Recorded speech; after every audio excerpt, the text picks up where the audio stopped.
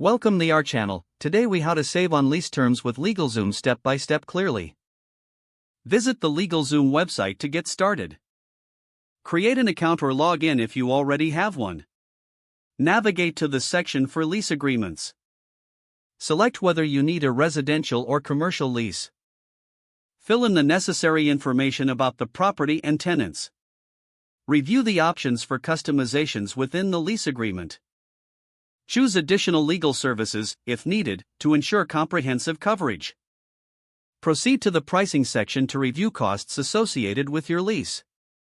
Look for any promotional codes or discounts that may apply.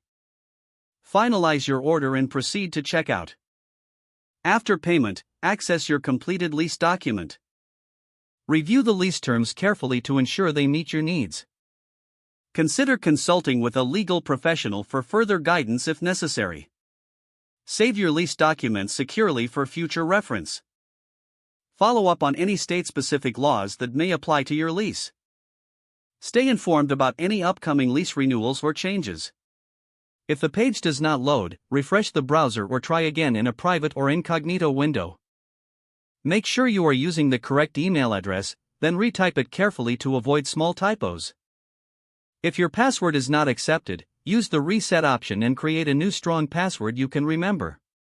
Check your spam folder for verification or security emails, then enable two-factor authentication if available to improve account security and reduce unauthorized access risk.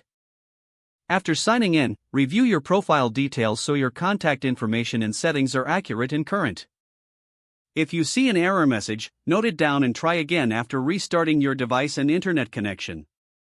Log out when you finish, especially on shared devices, to keep your account and payment information secure. If the page does not load, refresh the browser or try again in a private or incognito window. Make sure you are using the correct email address, then retype it carefully to avoid small typos.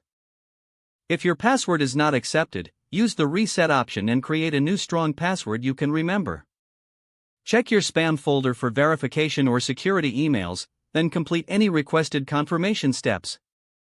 Don't forget to like this video and subscribe to our channel for more step-by-step tech guides.